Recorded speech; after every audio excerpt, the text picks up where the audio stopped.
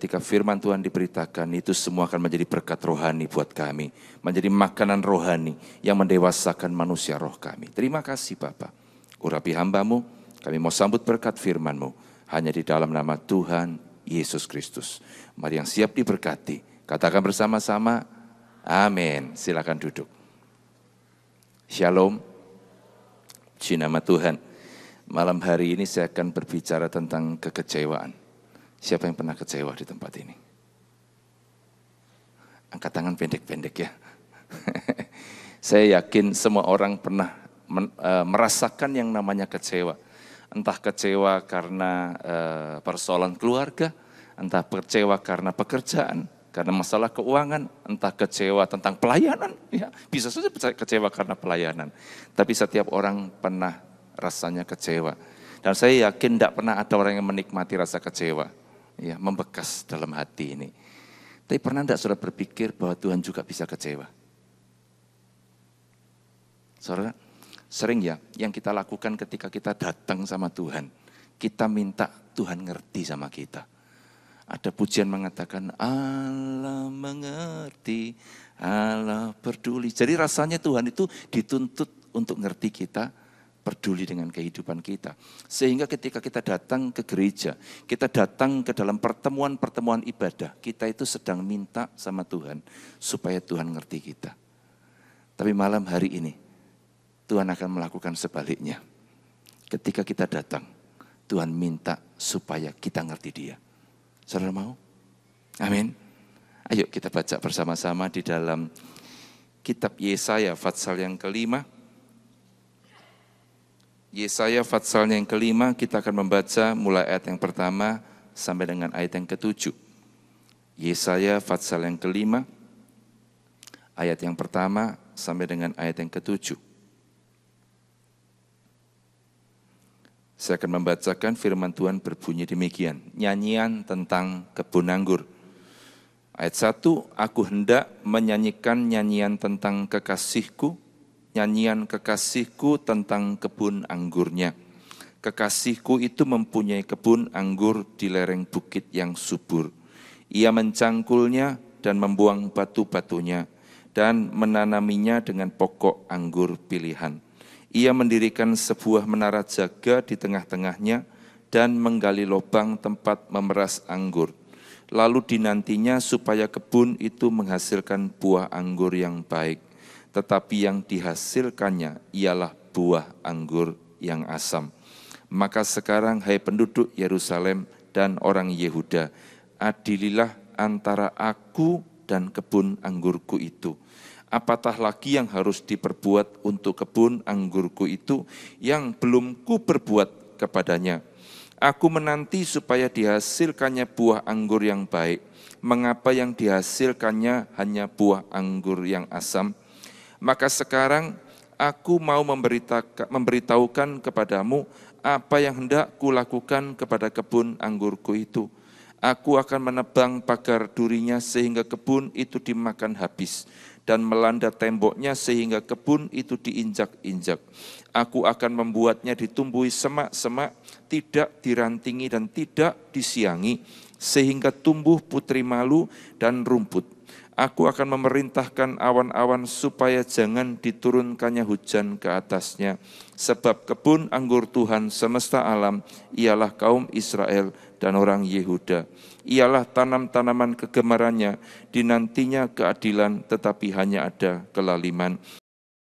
Kebenaran tapi hanya ada keonaran. Di sini Nabi Yesaya menuliskan tentang isi hatinya Tuhan. Ya. Kita ini kalau kita lagi sumpek, kita curhat, ya. Kita nyari teman yang bisa dipercaya dan kita mulai curhat. Kita omong unek-unek hati kita. Ini adalah curhatnya Tuhan. Saudara, Tuhan bisa kecewa loh. Makanya pada malam hari ini kita merenungkan bersama-sama dikatakan begini. Dia ini punya kebun anggur. Ya, perhatikan yang dilakukan Tuhan dan apa yang diharapkannya terhadap kebun anggurnya. Aku ini kebun anggur yang ya bahwa untuk kita mendapatkan hasil yang baik. Amin. Dan dikatakan bukan cuma sekadar di lereng bukit yang subur, dikatakan yang kedua, ia mencangkulnya dan membuang batu-batunya. Tidak cukup dengan tanah yang subur, tapi dia juga memperbaiki tanah itu dan membuang batu-batunya. Dan kemudian dia menggemburkannya dengan mencangkulnya. Dan yang ketiga dikatakan dia menanaminya dengan pokok anggur pilihan. Ada bibit yang dipilih secara khusus, yaitu untuk memastikan akan muncul buah yang manis. Dan yang kemudian dikatakan bukan hanya menanaminya dengan pokok anggur pilihan, tengah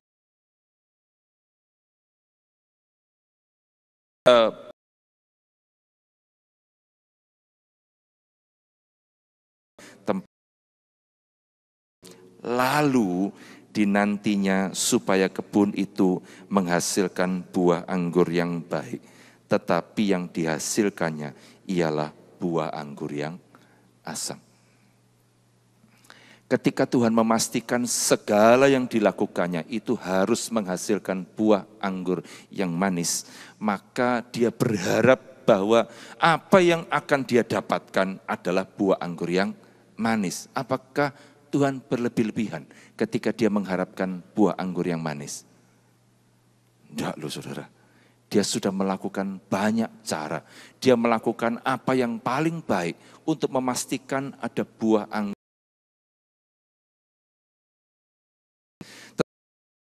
Ikannya buah anggur yang manis, dikatakan yang dihasilkannya ialah buah anggur yang asam. Maka sekarang hai penduduk Yerusalem dan orang Yehuda, adililah antara aku dan kebun anggurku itu. Apatah lagi yang harus diperbuat untuk kebun anggurku itu yang belum kuperbuat kepadanya? Aku menanti supaya dihasilkannya buah anggur yang baik. Mengapa yang dihasilkannya hanya buah anggur yang asam?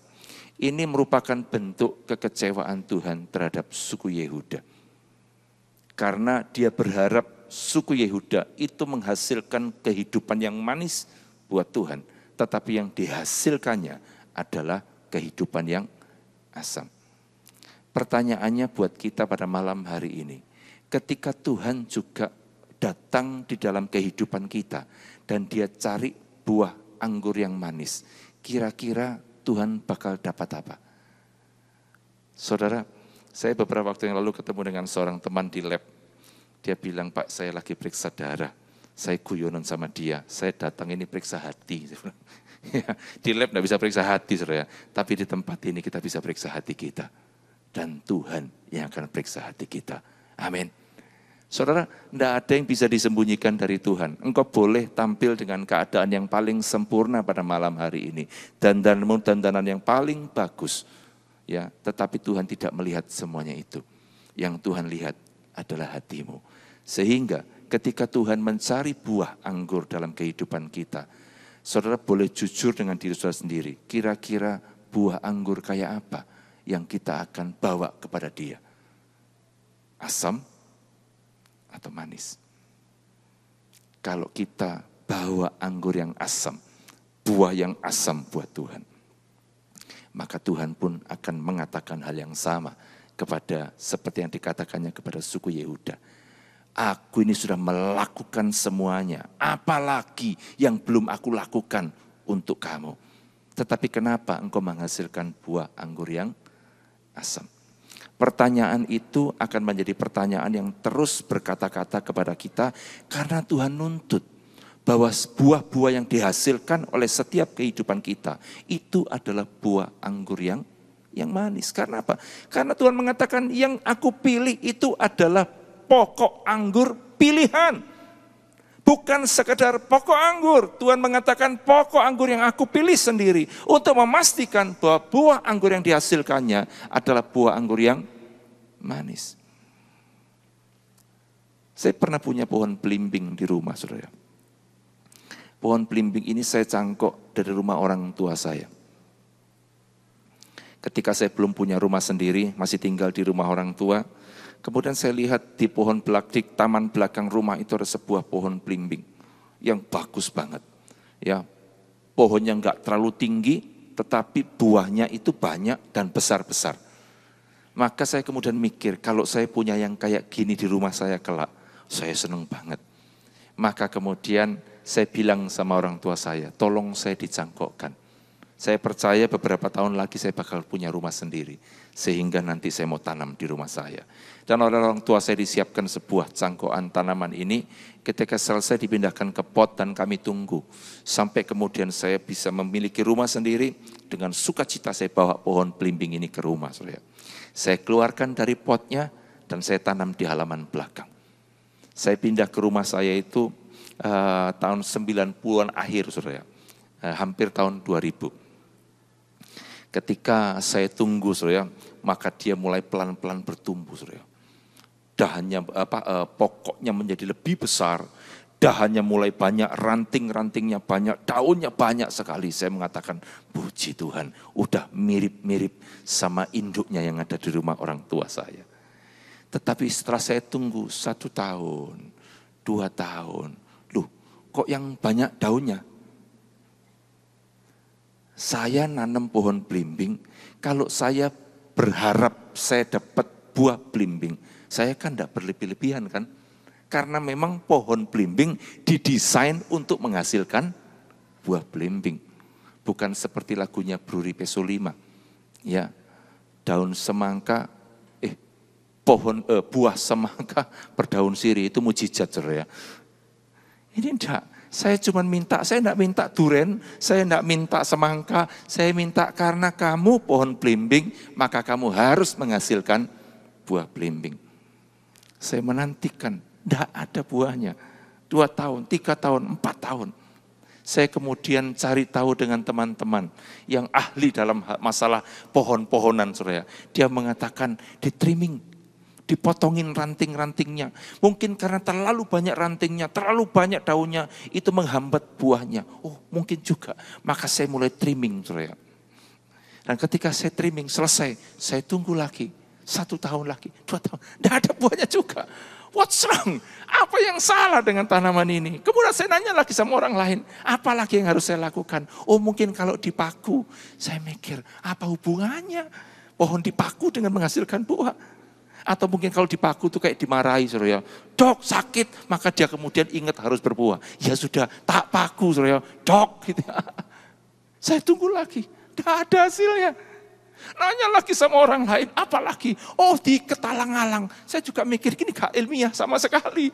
Tapi kalau orang lain punya pengalaman, mungkin berhasil. Ya sudah, saya coba lagi. Saya ikat sama alang-alang. Kelihatan aneh banget. Sampai hari ini, tahun 2013. Sama sekali tidak menghasilkan buah. Mujizat, saudara. 13 tahun tidak menghasilkan buah. Kalau Tuhan melihat itu dan mengatakan tebang saja, tidak ada gunanya dia hidup di kebun ini.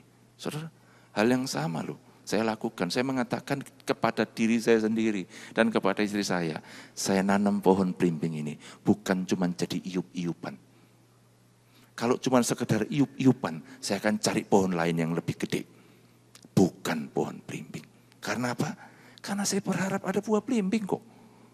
Saya mau nanam itu karena saya lihat di rumah orang tua saya dia berbuah dengan sangat baik. Tetapi kenapa ketika di rumah saya dia tidak mau berbuah dengan baik? Ketika Tuhan juga mengharapkan buah dalam kehidupan kita, Tuhan pun bisa kecewa ketika kita tidak memberikan sesuai dengan apa yang Dia harapkan. Saya manusia. Ketika saya mengharapkan buah belimbing saya tidak mengharapkan yang berlebih-lebihan. Karena memang pohon belimbing harusnya menghasilkan buah belimbing. Tetapi Tuhan mengatakan, aku yang mengharap bukan cuma sekedar buah. Karena ini dikatakan dia menghasilkan buah, tapi buahnya asam. Tuhan pernah kecewa ketika kita mau baca bersama-sama di dalam kitab Kejadian. Coba perhatikan Kejadian pasal yang ke-6. Kejadian pasal yang ke-6, kita melihat mulai ayat yang ke-5. Kejadian pasal yang ke-6, kita melihat mulai ayat yang ke-5. Dikatakan ketika dilihat Tuhan bahwa kejahatan manusia besar di bumi dan bahwa segala kecenderungan hatinya selalu membuahkan kejahatan semata-mata, Maka menyesallah Tuhan bahwa ia telah menjadikan manusia di bumi dan hal itu memilukan hatinya. Saudara perhatikan, ingat enggak ketika Tuhan menciptakan bumi dan seluruh isinya, termasuk di dalamnya manusia. Tuhan ketika melihat semua, selesai penciptaan yang dilakukan, dia mengatakan sungguh amat baik. Ketika dia melihat masterpiece-nya, ya, ketika dia melihat apa yang dia lakukan, ya, dia kagum dengan apa yang dia buat. Kita sering kan juga terbuat terkagum-kagum dengan hal-hal yang luar biasa. Baru-baru ini saya nonton TV, ada The Next Mentalist kalau nggak salah, ya. Di situ kan banyak orang-orang yang mau mempertunjukkan kehebatan-kehebatan mereka. Ada satu anak, masih anak-anak saudara, kelihatan dari tampangnya masih anak-anak banget. Dia ini punya kemampuan memori yang hebat saudara. Disebutkan di situ ada 50 kotak saudara. 50 kotak itu diminta untuk mengisi dengan bilangan binary saudara. Binary itu 1 sama 0 aja. Jadi rangkaian angka 1 sama 0, tetapi ada 3 orang yang disuruh bersama-sama menuliskan di dalam 50 kotak itu masing-masing 101, 110, 111, pokoknya binary seperti itu. Jadi 3 orang kemudian mengisi semuanya, dan kemudian dia cuma diberikan waktu 1 menit untuk menghafalkan 50 angka itu dengan urutan yang seperti itu. Dia cuma punya waktu 1 menit, selesai, dan dia kemudian berbalik. Dan kemudian ketika dia berbalik, dia diminta untuk menghafalkan mulai deretan yang pertama sampai deretan ke-50. Enggak bisa langsung, tapi dia ingat. Enggak lama saudara. Sampai terakhir. Wih, orang kagum, hebat amat. Bahkan ketika dia tanya, coba di baris paling atas, di kolom nomor 8, angka berapa? Disuruh ingat lagi saudara. Betul lagi saudara. Wah hebat orang ini. Tuhan itu kayak gitu saudara. Ya. Ketika dia melihat apa yang diciptakannya, dia kagum dengan apa yang diciptakannya. Sungguh amat baik. Tapi ketika kita melihat kejadian ini, dikatakan ketika Tuhan melihat apa yang sudah diciptakannya, yaitu manusia, menyesalah Tuhan telah menciptakan mereka. Saudara, kalau misalnya ya malam hari ini Tuhan diizinkan menilai kehidupan kita, Tuhan nyesel enggak nyiptain kita?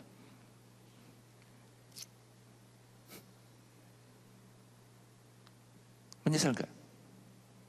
Yang bisa menilai cuma saudara dan saya sendiri aja. Karena apa? Karena yang paling tahu kehidupan kita. Kenapa Tuhan menyesal menciptakan manusia? Dikatakan ketika dilihat Tuhan bahwa kejahatan manusia besar di bumi dan bahwa segala kecenderungan hatinya selalu membuahkan kejahatan semata-mata. Jadi kehidupan mereka yang mereka tunjukkan itu adalah kejahatan semata-mata. Bukan sesuatu yang manis yang akan ditampilkan kepada Tuhan, tetapi sesuatu yang buruk, sesuatu yang asam. Tetapi ada sesuatu yang menarik dari kisah ini, dikatakan ayat ke-7, berfirmanlah Tuhan, aku akan menghapuskan manusia yang telah kuciptakan itu dari muka bumi, baik manusia maupun hewan dan binatang-binatang melata dan burung-burung di udara, sebab aku menyesal bahwa aku telah menjadikan mereka. Ayat 8 menarik, dikatakan tetapi Nuh mendapat kasih karunia di mata Tuhan. Dari sekian banyaknya orang di muka bumi, dikatakan Nuh mendapat kasih karunia di mata Tuhan. Berarti apa yang diberikan oleh Nuh, yang ditunjukkan oleh Nuh kepada Allah, itu berbeda dengan hampir seluruh orang di muka bumi. Mereka memberikan sesuatu yang asam, tetapi Nuh memberikan sesuatu yang manis. Dan perhatikan ayat yang ke-9. Inilah riwayat Nuh. Nuh adalah seorang yang benar dan tidak bercela di antara orang-orang sezamannya. Ketika semua orang bercela, Nuh ini tidak bercela di antara orang-orang sejamannya. Ini ada sebuah perbedaan yang sangat jelas. Apa yang diberikan kepada Allah itu berbeda dengan apa yang diberikan oleh orang-orang yang lain. Nuh dikatakan dia tidak bercela di antara orang-orang sejamannya. Apa yang membuat Nuh itu tidak menjadi buah yang asam, tetapi menjadi buah yang manis.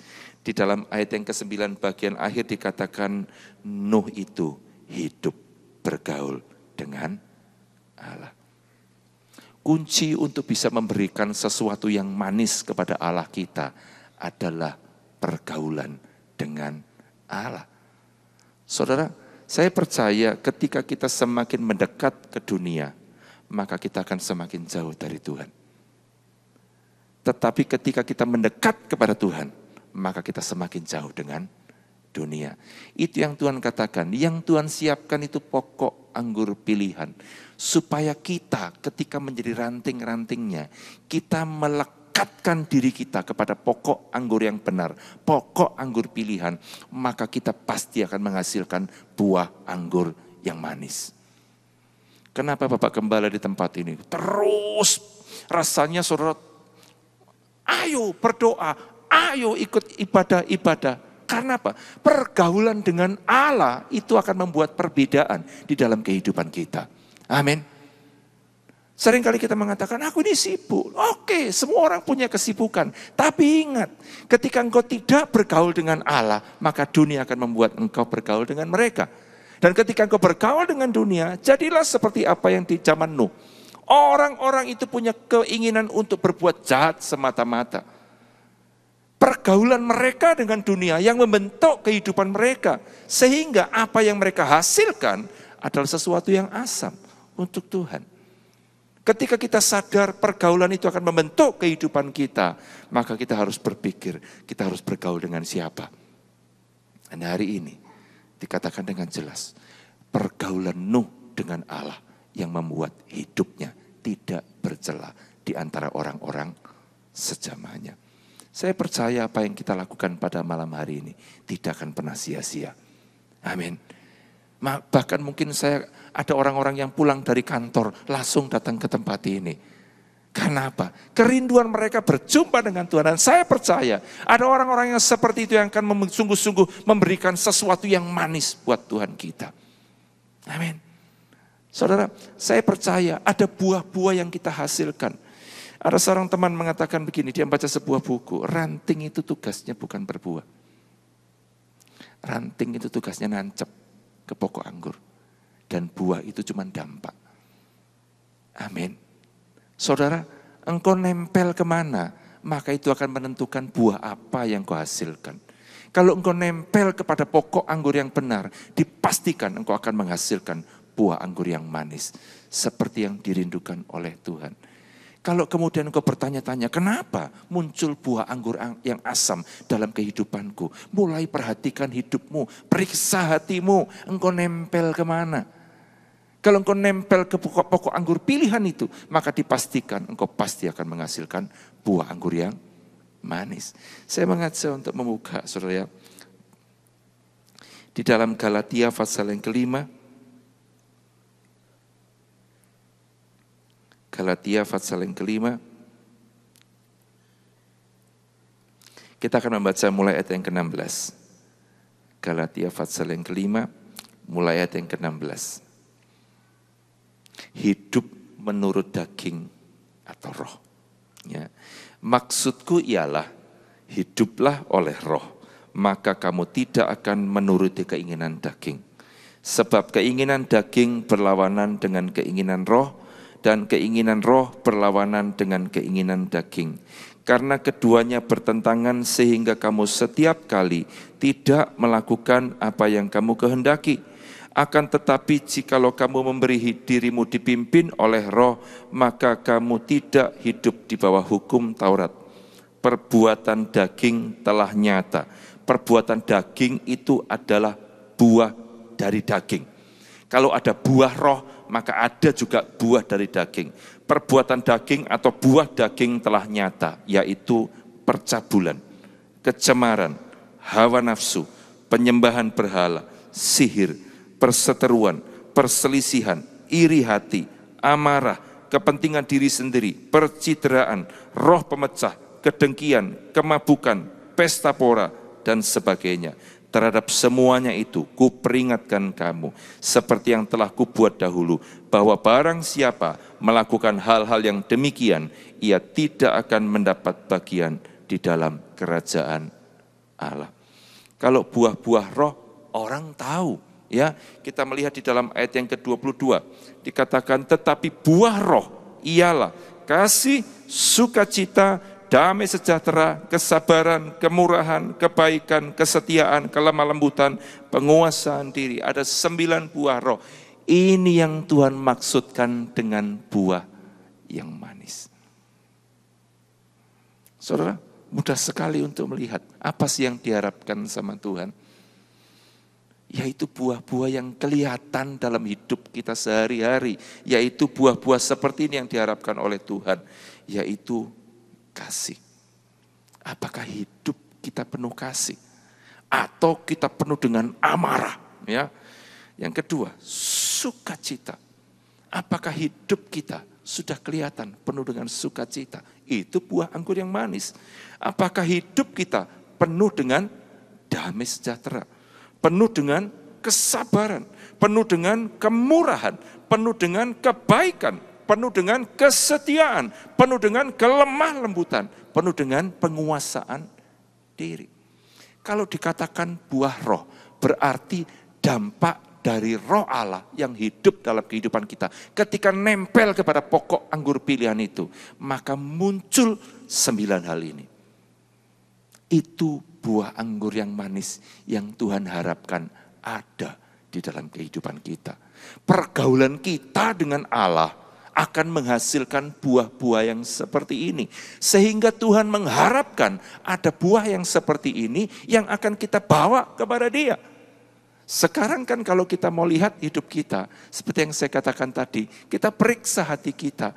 Coba perhatikan, apakah ke-9 hal ini ada dalam kehidupan kita? Apakah kita punya kasih, punya sukacita, punya kelemah lembutan, punya penguasaan diri, punya segala hal, punya damai sejahtera, punya enggak?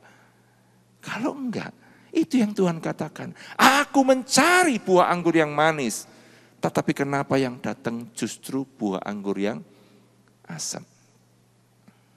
Pergaulan kita dengan Allah akan menghasilkan 9 buah roh ini. Ada seorang teman yang mengatakan, Pak, saya udah punya 4, Pak. Rasanya dia bangga mengatakan, Pak, dari 9, saya punya 4, Pak. Saya mikir, kalau namanya berdampak dari hubungan kita dengan Allah, dia tidak akan muncul parsial. Amin. Dia tidak akan muncul cuma 4. Maka pertanyaannya ketika dia mengatakan, Pak, saya sudah punya 4. Loh, yang kelima di mana? Karena seharusnya dia muncul semua dalam kehidupan kita. Kita tidak bisa mengatakan seperti yang dikatakan anak muda yang kaya ketika dia berjumpa dengan Yesus. Guru yang baik, apa yang harus aku lakukan supaya hidup ini jadi sempurna? Dan kemudian guru yang baik itu Yesus mengatakan begini, lakukan perintah Allah. Anak muda ini mengatakan dengan bangga, semuanya sudah aku lakukan sejak aku masih muda. Dia lupa dia ngomong sama siapa. Kalau ngomong sama Yuri bisa dibujui, saudara. Karena apa? Yuri tidak bisa lihat hatinya dia. Tapi Tuhan kita, Yesus Kristus, dia melihat hati kita. Amin. Tidak ada yang bisa ditutup-tutupi. Semuanya itu terbuka di matanya Tuhan. Sehingga ketika dia melihat hati anak muda ini, dia mengatakan masih ada yang kurang. Jadi ibaratnya begini, Tuhan, rumah ini tak serahkan sama Tuhan. Tapi ngomong, tapi kamar yang di depan Tuhan tidak boleh masuk ya. Cuman aku tok yang boleh masuk. Kuncinya tak bawa Tuhan. Jadi kalau Tuhan mau masuk ke sana, sorry. Tuhan boleh masuk ke tempat yang lain, tapi tidak boleh masuk di kamar depan. Seperti itu, saudara. Tuhan tidak bisa. Ketika Tuhan mengatakan seluruh kehidupan kita, maka kita harus sungguh-sungguh menyerahkan seluruh kehidupan kita. Semua kamar dalam hati harus kita serahkan kepada Tuhan. Kita izinkan dia masuk ke dalam sana untuk membetulkan, untuk memulihkan, untuk memperbaiki seluruh kehidupan kita. Sehingga bukan akan cuma muncul 4, atau muncul 5, atau muncul 7, 8. Wah 8 Pak, tinggal 1 aja Pak. 8 pun masih tidak sempurna. Bagi Tuhan, Tuhan nuntut 9 semuanya ada. Karena itu adalah dampak ketika bergaul dengan Tuhan. Amin. Saya pernah ketemu dengan orang-orang yang seperti itu. Yang lemah lembut, ya, yang penuh kasih, yang selalu punya damai sejahtera, sekalipun persoalan banyak. Saudara, jangan kaget, ada orang-orang kayak gitu, saudara. Salah satunya Nuh, saudara. Ketika Allah itu cari buah yang manis, seluruh dunia dia cari, dia tidak nemu. Tapi ketika dia lihat Nuh itu menghasilkan buah anggur yang manis. Dikatakan Nuh itu tidak bercela di antara orang-orang sejamannya. Dan dari apa yang kita baca, kita tahu kenapa Nuh bisa melakukan seperti itu. Kenapa dia bisa menghasilkan buah anggur yang manis. Karena pergaulannya dengan Allah. Hari ini, periksa hidup kita. Pergaulan kayak apa yang sudah ada di dalam kehidupan kita. Karena apa?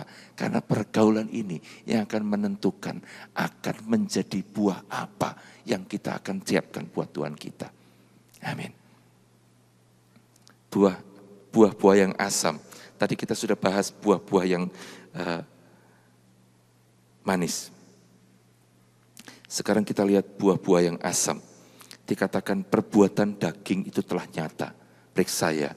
Kalau tadi 9 ada, puji Tuhan saya. Sekarang periksa yang ini. Ini buah dari daging. Percabulan. Saudara, saya sering kali berpikir percabulan itu cuman haknya laki-laki. Ternyata tidak, saudara.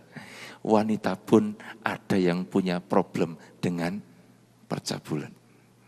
Saya tahunya gini, saudara. Istri saya ini anak kos.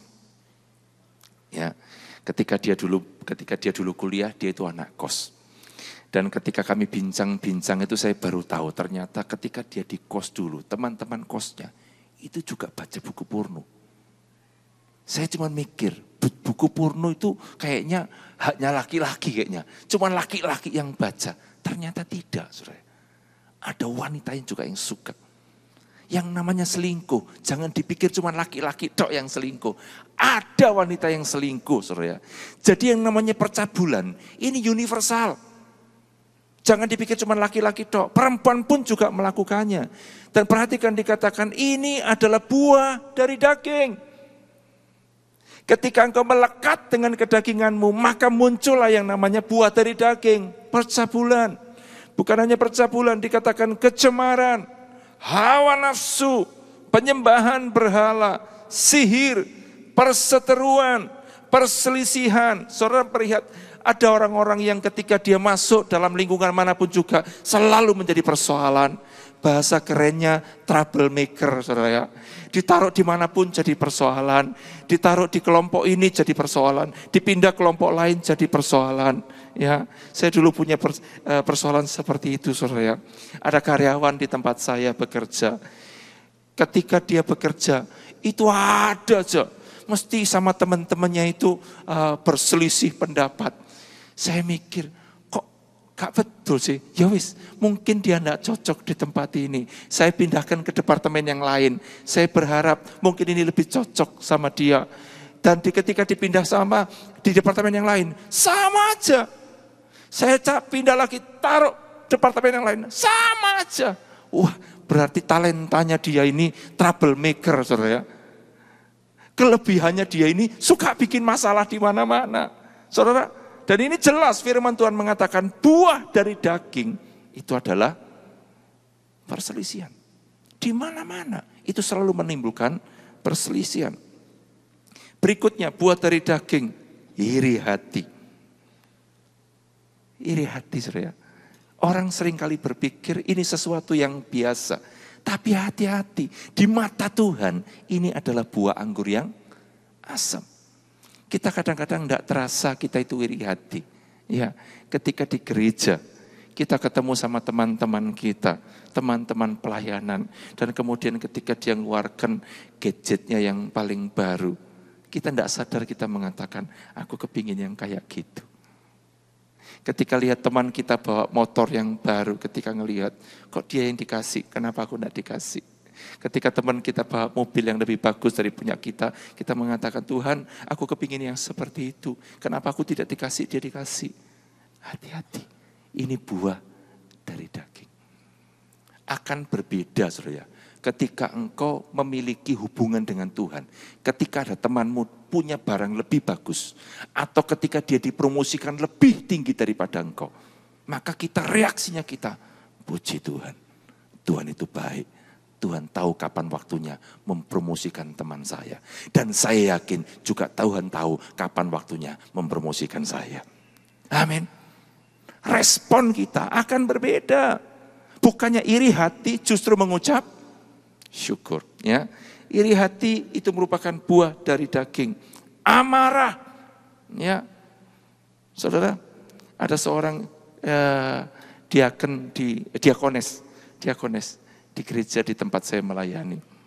Di gereja itu baik banget, saudara. Dia adalah orang yang membuat suasana itu hidup.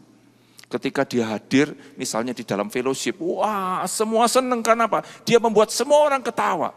Saya mikir, waduh, suaminya ini beruntung, punya istri yang kayak gini. Karena apa? Dia membuat orang sukacita.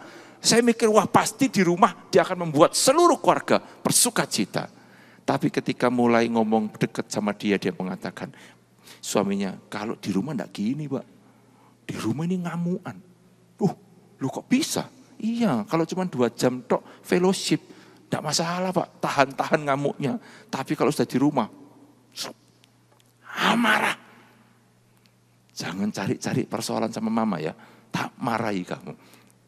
Saudara, ketika kita berpikir itu hal yang biasa, amarah pun itu merupakan buah dari kedagingan. Itu buah yang asam di matanya Tuhan. Amin. Kita periksa hati kita ya. Jangan sampai ada buah-buah yang seperti ini dalam kehidupan kita. Berikutnya, selain amarah, dikatakan kepentingan diri sendiri. Enggak lagi mikir tentang orang lain, yang dipikir tentang diri sendiri. Pokoknya yang enak buat aku sendiri. Ya, Tuhan, ya, punyaku Tuhan, punyaku sendiri. Jadi rasanya semuanya adalah aku, saudara ya. Itu kepentingan diri sendiri. Percidraan, suka melukai orang lain. Roh pemecah. Dan terakhir dikatakan kedengkian, kemabukan, pesta pora, dan sebagainya. Ini adalah buah-buah dari hasil kedagingan kita. Dan hasilnya adalah buah yang asam yang Tuhan dapati di dalam kehidupan suku Yehuda. Dan itu yang buat Tuhan kecewa. Karena apa? Tuhan siapkan tanah yang subur. Tuhan mencangkul dan kemudian membuang batu-batunya. Tuhan mengambil pokok anggur pilihan. Tuhan mempersiapkan menara jaga. Tuhan mempersiapkan tempat pemerasan anggur untuk memastikan dapat buah anggur yang manis. Tetapi ada orang-orang yang tidak sadar dia sedang memilih untuk memberikan buah anggur yang asam. Amin. Saudara, mau memberikan buah anggur yang manis, bangun hubunganmu dengan Tuhan. Amin. Saya percaya ketika kita membangun sebuah hubungan dengan Tuhan, keintiman kita dengan Tuhan membuat kita bisa menghasilkan buah anggur yang manis. Saya percaya dengan kehadiran kita di dalam setiap ibadah-ibadah. Sehingga Tuhan mengatakan jangan jauhkan dirimu dari ibadah-ibadah. Kenapa? Dengan begitu kita membangun hubungan dengan Tuhan kita. Dan ketika kita membangun, kita menempelkan diri kita dengan pokok anggur yang benar. Maka muncullah buah-buah anggur yang manis. Bukan lagi amarah, tapi damai, sejahtera, kasih, sukacita, kelemah lembutan, semuanya itu akan muncul dan itu menjadi sesuatu yang menyenangkan hati Tuhan. Mari kita bangkit berdiri bersama-sama.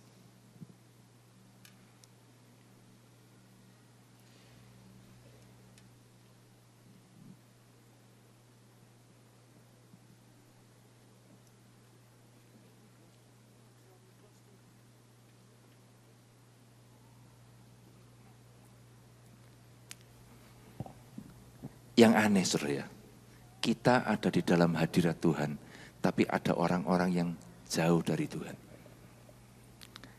Kehadiran kita di tempat ini tidak menentukan dekatnya kita dengan Tuhan. Tetapi sikap hati kita, itu yang membuat kita dekat dengan Tuhan. Siapa yang mau dekat dengan Tuhan pada malam hari ini? Pejamkan mata saudara, kita pujikan pujian ini bersama-sama.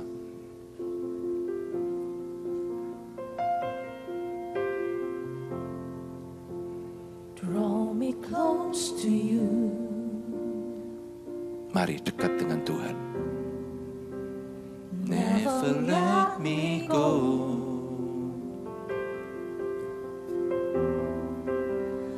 Lay it all down again. To hear you say that I'm your friend. You are my desire. No one else will do. 'Cause nothing else could take your place. To feel the warmth of your embrace.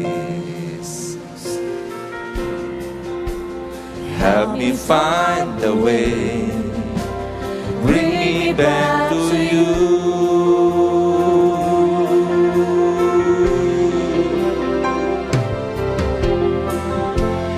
You're all I want. Siapa yang paling kau inginkan dan rindukan? You're all I ever needed. You're all I want. Help me know you are near.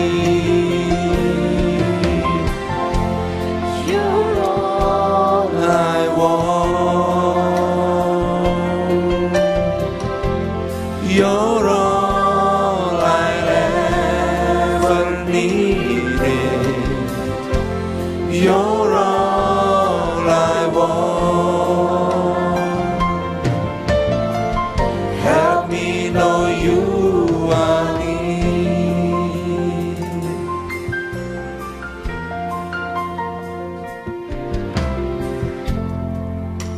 Draw me close to you.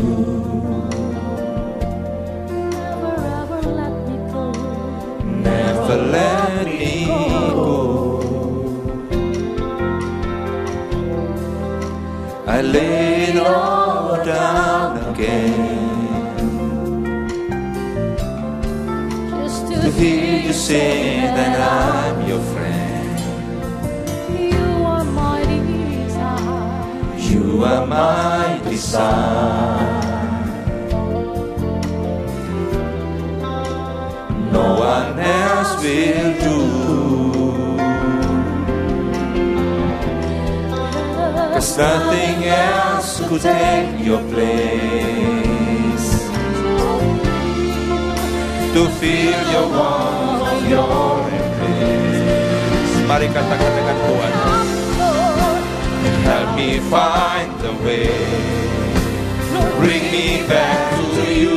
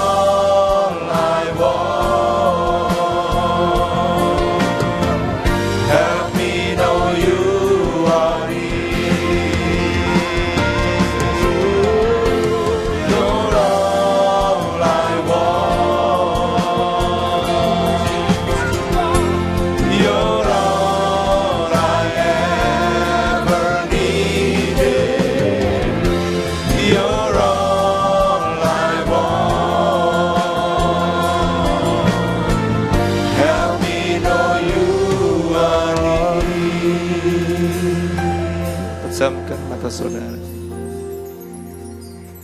Tuhan menyampaikan isi hatinya. Ketika dia minta Nabi Yesaya menuliskan isi hatinya untuk orang-orang Yehuda. Saya percaya Tuhan tidak suruh orang pada malam hari ini, tapi dia ngomong sendiri kepada kita. Dia mengharapkan ada buah yang manis. Ada sukacita, ada damai sejahtera, ada kelemah lembutan. Ada banyak hal yang harus Tuhan lihat dalam kehidupan kita. Saya tidak tahu. Malam hari ini ketika Tuhan lihat dan cari buah itu dalam kehidupan saudara, apakah dia akan dapatkan buah-buah yang seperti itu? Karena ketika dia mencari dalam kehidupan suku Yehuda, dia hanya mendapatkan amarah, kedengkian, sakit hati, roh pemecah belah, pesta pora, dan lain sebagainya. Ketika Tuhan cari di tempat ini pada malam hari ini, saya percaya kerinduan hati Tuhan untuk menemukannya di tempat ini. Ada buah-buah yang menyenangkan hatinya. Hanya dia yang patut untuk menerima semuanya itu. Malam hari ini, siapa yang mau ambil keputusan untuk semakin melekat kepada Tuhan? Melekat kepada pokok anggur yang benar. Karena itu akan menghasilkan buah-buah yang manis buat Tuhan. Angkat tanganmu. Oh, terima kasih Tuhan.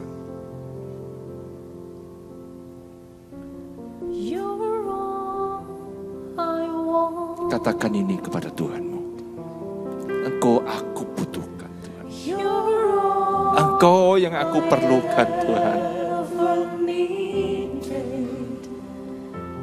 You're all I want.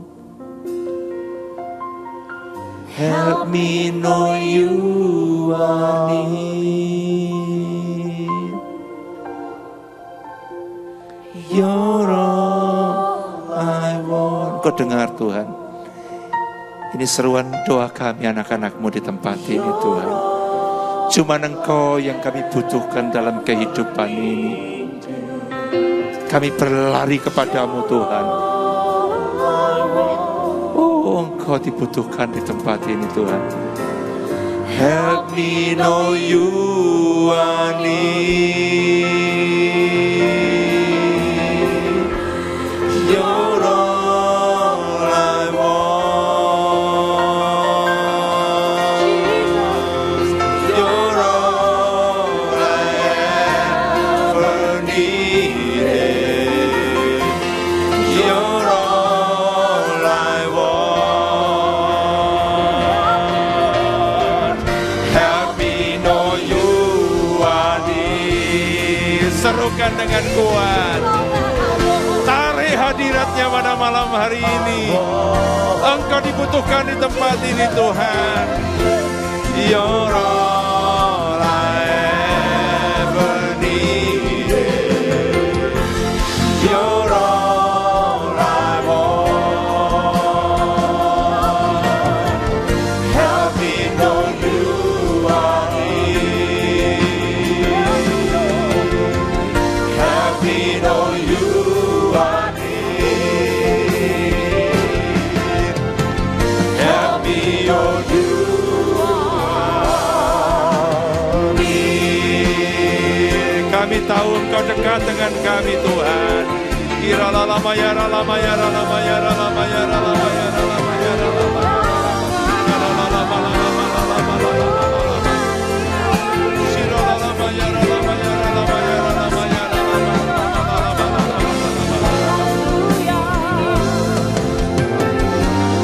Kami percaya Engkau dekat dengan kami Tuhan. Engkau sudah mengatakan isi hatimu. Kami sudah berjanji pada malam hari ini.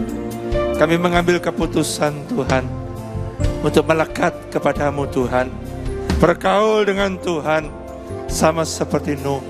Ketika kami bergaul dengan Tuhan, maka pasti ada buah-buah yang manis yang boleh kami bawa kepada Tuhan. Dan buah-buah itu menyenangkan hati Tuhan.